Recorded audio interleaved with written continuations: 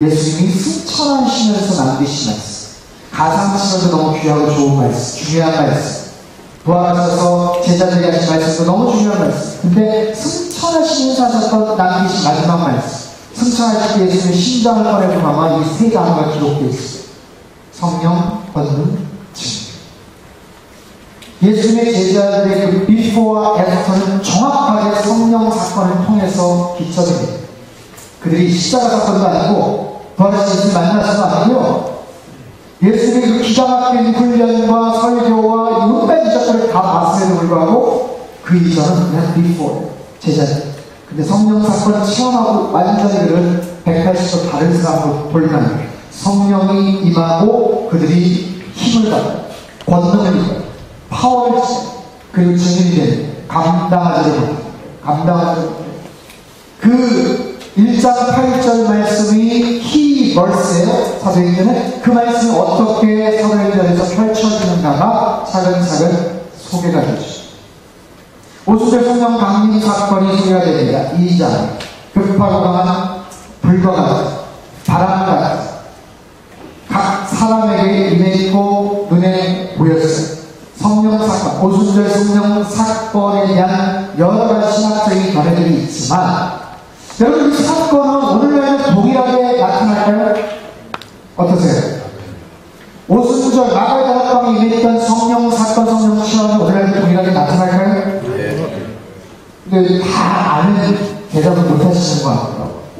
여러분 그 부분에 대해서 제가 정확하게 좀 말씀을 드릴게요. 왜냐하면 어떤 학자들이나 교파에 따라서 오순절 마가의 다락방에 임했던 성령 사건을 일회적인 사건으로 보는 경우도 있어요. 어떤 경우는 반복해서 충분히 나타날 수 있다고 보는 경우도 있어요. 일회적인 것이냐 반복해서 얼마든지 나타날 수 있는 것이냐 라는 것에 대해서 여전히 의견이 분분합니다. 근데 여러분 이렇게 보시면 돼요. 특별히 오늘 교회는 사도행전 주의 교회예요. 한 목사님께서도 사도행전 말씀 얼마나 많이 그리고 열정적으로 선포하셨습니다. 그리고 우리가 기도하면서 오순절 마가의 다락방에 임하게해달라고 얼마나 많이 기도해요. 분명한 것은 그 사건은 얼마든지 오늘날도 동일하게 나타날 수 있어요. 근데 한 가지, 그 사건은요 이렇게 이해를 하시면 돼요. 이제 성령의 시대가 열렸어요. 성령의 시대가 열린 것을 하나의 어떤 알리는 올림픽 전야제 같았어요. 월드컵 전야제 같았어요. 그 다음날부터 올림픽 월드컵 시작을 하는데 그 전날이 전야제를 하잖아요. 전 세계 선수들이 모여서 정말 화려하고 멋있는 개막식을 하잖아요. 오순절 마가의 다락방 성령 사도행전 2장에 나타난 이 사건은 그런 의미로 여러분들이 이해를 하시면 됩니다. 그러나 하나 이제부터 성령 시대가 열리는 것에 대한 특별한 퍼포먼스, 특별한 이벤트, 아주 특별한. 그래서 그건 일회성이기 때문에 오늘날은 불가능하다고 말하는 것도 틀려요. 그러나 그것이 언제든지 얼마든지 매 순간마다 우리에게 동일하게 나타날 수 있다라고 말하는 것도 조금 쉽진 않습니다. 이걸 이해를 잘 하셔야 돼요. 어디 가셔서 왕관 목사가 이상한 얘기를 하다가 이렇게 얘기를 하시면 굉장히 곤란해집니다. 제가 분명히 말씀드렸어요. 틀림없이 그 사건은 부분적으로 어떤 현상학적으로 얼마든지 초대교회 현상들은 선교지나 이런 데서 나타날 수 있어요. 근데 오순절 마가의 다락방에 임했던 아주 특별한 그 사건은 그야말로 정말 유니크하고 특별한 현상이었어요. 성령 시대가 열리는 것에 대한 하나의 굉장히 중요한 전야의 퍼포먼스 같은 이벤트와 같은 그런 사건. 그렇기 때문에 그 부분을 여러분이 정확하게 이렇게 이해를 하시면 좋겠습니다. 이해되시나요? 괜한 말씀을 드렸나요? 표정이 이걸로 이상하신 것 같은데 아무튼 네 넘어가겠습니다. 그 사건을 통해서 그들은 변화를 받습니다. 여러분 성령 사건, 성령 체험한 사건이 단순히 그냥 방언을 받을 것만이 아니에요. 난곳 방언을 그들이 말을 하잖아요. 그것만이 아니라 성령 체험을 한 그 징후, 그 쌓인 능력은요 여러 가지 모습에서 나타납니다. 너희가 아침부터 술 먹었구나 하는 사람들이 와가지고 술과 같이 갈 때 베드로가 나서서 담대하게 이야기합니다. 그리고 굉장히 설득력 있게 얘기해요. 지금 오전 9시에 우리가 술 취했겠냐 하면서 요엘서 2장 17절 말씀을 기가 막히게 그 순간 떠올려서 그에게 설명해요. 어떻게 베드로가 그렇게 경거망동하고 정말 왔다 갔다 했던 그런 왕장했던 그런 불안정해 보였던 베드로가 어찌 그 순간에 그런 말씀을 기가 막히게 떠올렸으며 그렇게 설득력 있게 선포를 해서 그날 3,000명의 제자들의 숫자가 늘어났다. 그러니까 사도행전 50절 마가다나 방에 얘기했던 그 성령의 놀라운 능력은 그들이 모여서 그냥 방언을 했고 뭐 특별 그 정도가 아니라 다른 여러 가지 면에서 그들에게 하나님이 지혜의 영을 주셨고 설득의 영을 주셨고 분별력을 주셨고 그리고 감대함을 주셨고 한 번 메시지에 사람들의 마음이 확 감동이 됩니다. 우리가 어찌 그런 다양한 모습이 이제 3장, 4장, 5장에서 소리가 됩니다. 3장에 그 유명한 3년 미문학 안진뱅이를 치유하는 사건이 소리가 있죠. 베드로가 요한 금과 내게 없지만 내게 있는 건 너에게 주신 나는 예수 이름으로 일어나 걸어라. 그리고 성령을 받은 그들이 능력을 받았지만 교회가 생긴 거예요. 교회. 초대교회 공동체 아름다운 모습이 2장 후반과 4장 후반부의 소개가 되거든요. 서로 자기 것이라고 욕심을 부리지 않고 초대교회 아름다운 모습이 보여요. 너무 귀한 모습. 제가 말씀드렸죠. 예수님이 이 땅에 오신 목적. 십자가 죽음, 십자가 사건과 교회를 십자가 사건과 교회. 그 교회가 가장 아름다운 모습으로 이렇게 세팅이 되어 있어요. 역사상 가장 아름답고 모범적인 이상적인 교회 모습. 근데 사단이 그 교회를 흔들더라. 어떤 모습으로 흔드는가? 5장, 6장, 7장의 사단의 공격이 첫 번째, 두 번째, 세 번째로 나타납니다. 교회를 흔들기 위해서 첫 번째 아나니아와 삽비라 거짓의 영에 사로잡혀서 거짓말을 그 사건은 아나니아 삽비라가 그냥 한 달에 죽잖아요. 자기의 땅을 팔아놓고 욕심이 그 순간 생긴 거예요. 그냥 얘기하면 돼요. 땅 팔았는데 절반 내가 드리겠습니다. 절반은 노후에 써야죠. 우리 애들하고 같이 써야죠. 이래도 상관이 없는 건데 다 파는 거라고 거짓말을 하고 절반을 피한 거예요. 거짓말 하는 거예요. 어떤 관점을 써보면 그냥 용서해주고 넘어갈 수 있겠다 싶은데 베드로의 한마디에 부부가 다 죽은 거예요. 그래서 그 사건은 그 렌즈를 거기에만 초점 맞춰보면 이거 너무 심한 거 아니냐, 베드로가 또 오버한 거 아니냐, 갑자기 생긴 성령의 그 슈퍼파워를 자기가 다용한 거 아니냐 이렇게 해석이 되지만 교회를 탄생시키기 위한 성령이 하나님의 그 창세 때부터의 그 계획과 그 노력과 그 기다림을 그 관점으로 보시죠. 그렇게 해서 이제 그 가장 퓨어하고 아름다운 교회가 세팅이 되는데 거기에서 그 거짓으로 그 처음에 물을 흐린 거예요. 그래서 그 범죄 행위가 단순한 한 사건만이 아니라 하나님의 큰 구속사적인 그림에서 보시죠. 구약에서 아간의 범죄와 마찬가지입니다. 본인이 그렇게 자백하고 잘못했다고 했는데도 불구하고 그 가족들까지 다 보여받아서 죽은 너무 좀 잔인하고 너무 지나치는 거 아니라고 생각이 되지만 40년간 그 고생을 하면서 광야 고생을 하고 가나안 땅에 들어가서 첫 번째 전부터 하나님 절대로 손대지 말라고 했는데 마찬가지 계획을 보시죠. 그 부정직 거기에 대해서 사단이 시험을 했는데 그분이 그렇게 생겨요. 두 번째는 뭐냐면 우선순위의 문제. 헬라파 과부와 히브리파 과부가 있었어요.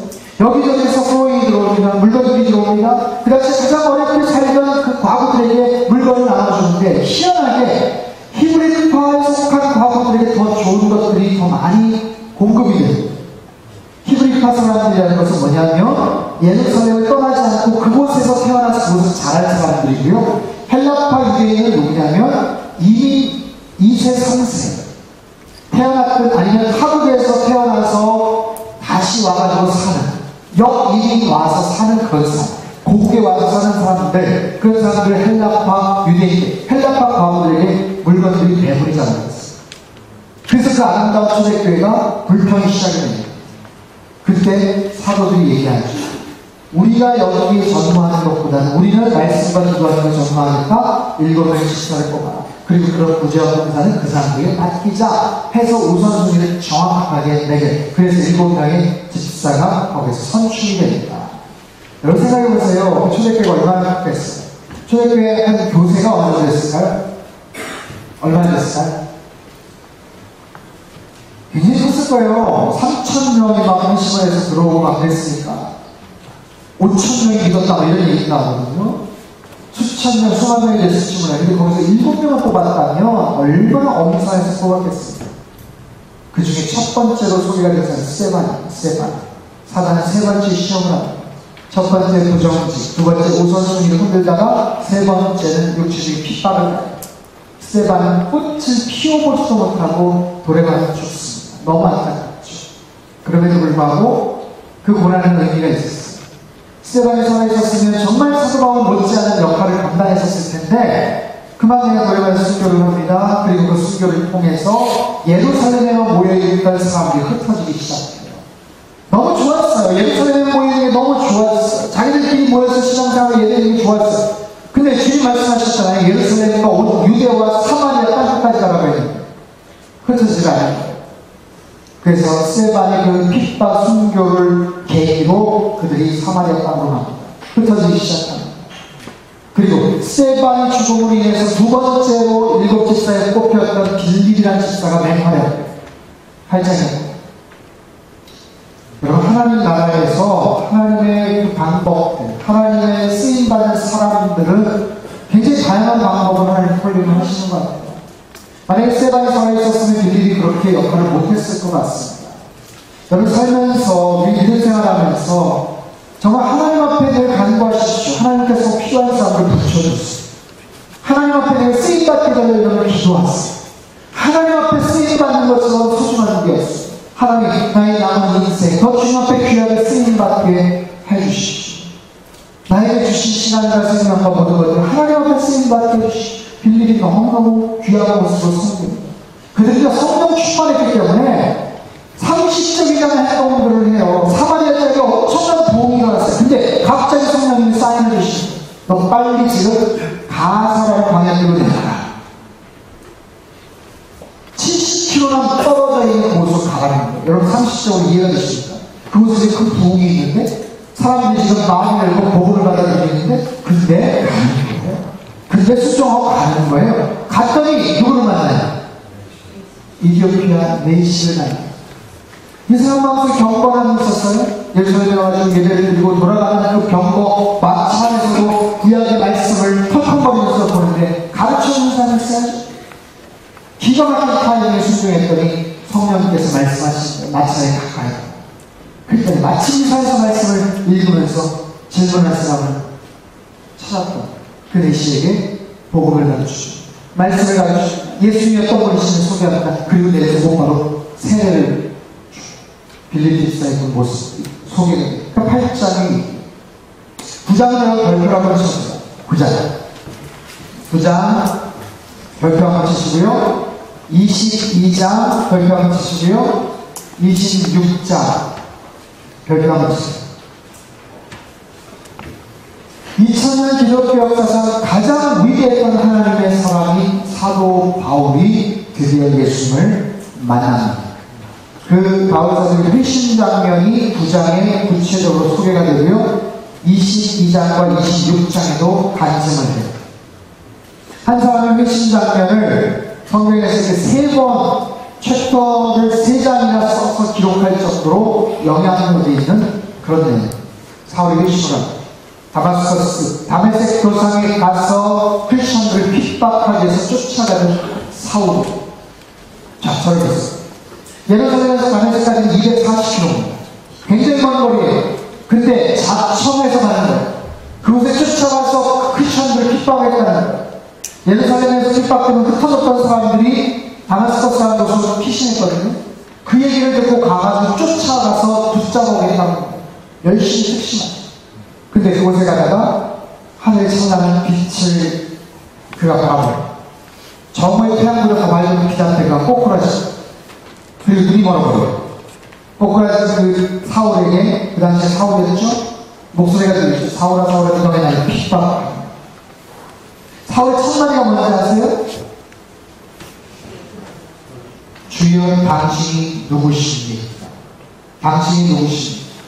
여러분 이 사울의 질문, 2개의 질문을 해요. 사울이. 첫 번째는 당신이 누구십니까?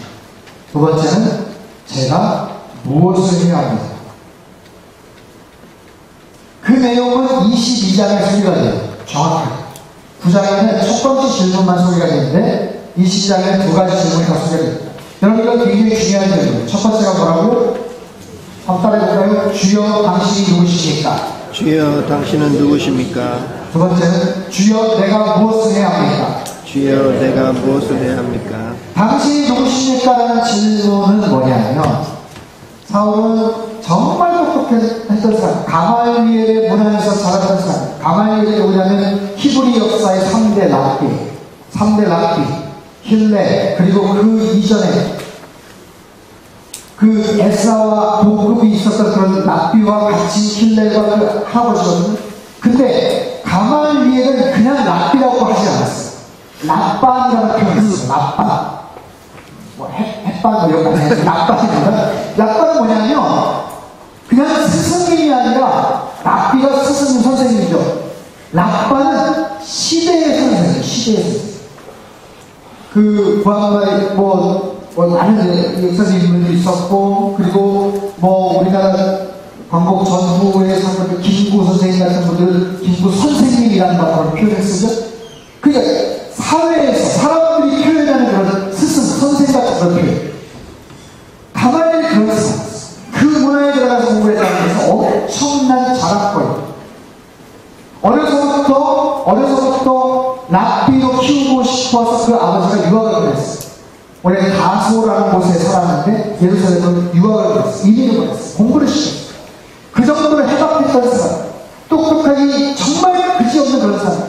근데 사울아 날 핍박하냐 그 목소리의 주인공이 누군지를 알지는 못하는 거예요. 사울.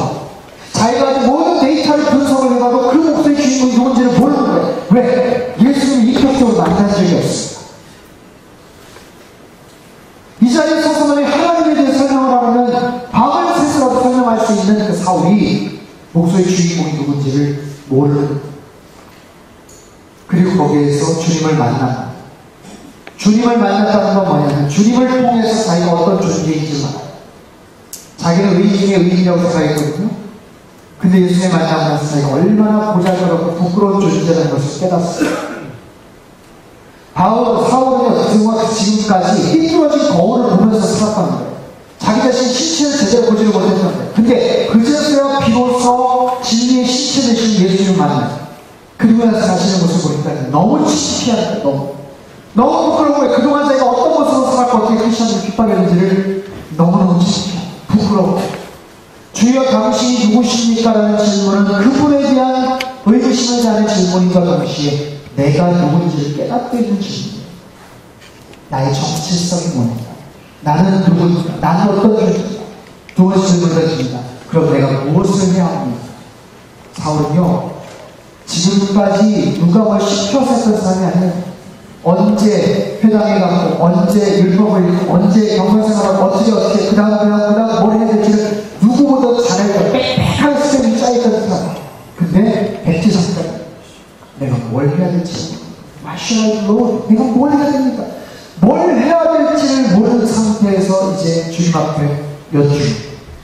주님께서 기록해 주시죠. 첫 번째 질문은 자신의 정체성을 깨닫게 해준 질문이라면, 두 번째 질문은 자기의 사명이 무엇인지를 깨닫게 해준 질문입니다. 이 두 가지 질문, 당신이 누구십니까? 내가 무엇을 해야 합니까? 정체성과 사명을 깨닫게 해준 귀한 질문. 이거는요, 바울에게뿐만 아니라 모든 크리스천들에게 저와 여러분에게 동일한 질문이라고 저는 생각을 해요. 여러분, 두 가지 사실을, 그 사실에 대한 질문에 대한 답을 여러분 갖고 계십니다.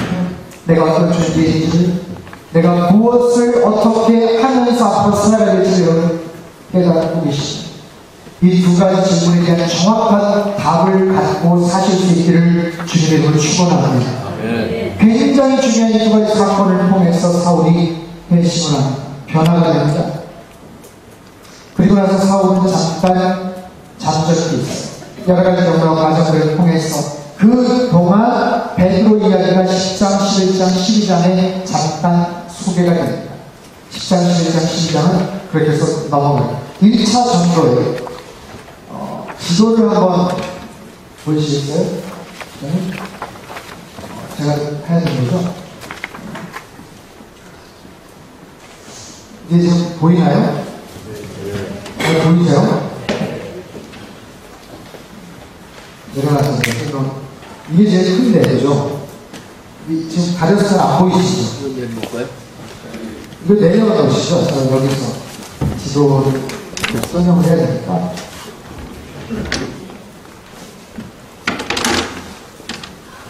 네. 안디옥이 있습니다. 안디옥. 여기가 1차, 2차, 3차 전도여행의 사실상 센터예요. 핵심의 센터입니다. 여기서 사도 바울이 누구랑 같이 안디옥 교회에서 목회가 되면 바나바랑 목회가, 바나바 목사. 원래 바나바가 안디옥에서 목회를 하고 있었는데 너무 부흥이 되다 보니까 그 당시 다소에 있었던 사울을 가서 픽업해요. 데리고 와요. 그래서 같이 부교자처럼 해서 같이 가서 공연을 하는 거예요. 그러다가 거기서 성령님의 안수와 성령님의 어떤 인재를 통해서 선교로 파송이 되죠. 그래서 바나바와 사울이 그 당시에 이 구브로라는 키프로산 섬으로 1차 전도여행을 떠납니다. 이 섬은 바나바의 고향이에요. 바나바의 고향인데 이 살라미라는 곳에서 누구를 만나는 마가 요한을 만나는 이 마가복음에 저자있는 바나바의 조카이기도 하죠. 그리고 나서 이 사람이 복음을 전하면서 이 번역을 바보처럼 했는데 바보라는 곳으로 앞을 가요. 여기서 누구를 만나냐면 이 키프로스 구브로라는 섬의 총독을 만나요. 서교가 오는 총독을. 그래서 서교가 오는 총독에게 복음을 전하고 거기 보면 이제 무당이 나와요. 박수 엘루가 하는 사람 무당이 나오는데 그 사람한테 눈물을 나고 거기서 복음을 잘 전하고 성공적으로 사역을 마치고 넘어가요. 아메리카. 근데 여기서 그 마가 요한이 중간에 들어가는 거예요. 중간에 얘가 포기를 합니다. 여러 가지 이유가 있어요. 마가 요한이 좀 괜찮고 넉넉한 환경에 살다가 갑작스럽 때 마음 뜨거워서 했는데 이게 힘들 것 같으니까 중간에 포기했다는 설도 있고, 자기는 분명히 바나바가 삼촌이 선교대장이어가지고 따라갔는데 하다 보니까 바울이 그냥 선교대장처럼 자기가 자꾸 잘난 척하고 막 이러니까 마가 요한이 아니 난 싫다고 그냥 자기 그래서 들어가는 그것들이 나중에 싸우는 거예요. 그 결국에 바나바와 바울이 여기에서 둘이 버가라는 곳으로 건너가요. 버가가 이제 안디옥이죠. BC 안디옥으로 건너가요. 여기가 타우루스 산맥이라고 2000m, 3000m 굉장히 높은 산들이 이제 그리로 건너가요. 여기가 안디옥이 지역의 어떤 행정과 교통의 중심이 되었어요. 여기서 복음을 전해요. 사람들 반응이 있었습니다. 근데 회당에 들어가서 복음을 전했는데 회당에 있었던 유대인들이 바나바와 바울을 배격합니다. 쫓아내요. 이고니오로 갑니다. 이고니오에서 마찬가지로 회당에서 복음을 전했는데 거기에서도 그 사람들에게 따돌림을 당하고 심지어 돌을 들어서 쳐서 죽이려고 해요. 그래서 루스라라는 곳으로 나중에 건너가요. 여기가 루스라라는 곳인데 여기에서 복음을 전하다가 사도 바울이 돌에 맞았어요. 여기에서 돌에 맞는데 그냥 맞는 게 아니라 돌에 맞아서 거의 죽었다고 생각할 정도로 돌에 맞았습니다. 바울이. 여러분 그냥 뭐 그랬나 보다, 불맞았나 보다 이렇게 생각을 하시지만 생각해보세요. 돌에 빠져가지고 죽기까지 맞았다니까. 죽기까지. 어떤 돌을 던졌겠어요? 네? 여러분 돌을 만약에 딱 한 번 맞아야 된다고 하면 여러분 어디를 맞겠습니까? 어디가 단단한 머리 자신은 머리가 좋겠어요? 한 대를 딱 맞아야 된다. 어쩔 수 없이 맞아야 된다. 어디를 맞으시겠어요? 엉덩이, 히프, 자신은 아니면 배, 그러겠죠. 그리고 이게 들이대는 그 사람이 한 대가 잘 참아, 아프지만 잘 참아, 금방 지나가면서 왜 팔자에 던질까요? 아니에요. 돌을, 어떤 돌을 던지겠어요? 방울토마토 같은 거, 끼장 같은 거, 그런 거 던지겠어요? 아니에요. 바울은 작심을 가지고 돌을 던지는 거예요. 바울에 대한 미움과 그 분노를 가지고 돌을 던지는데, 여러분 그 장면을 한번 상상해보세요.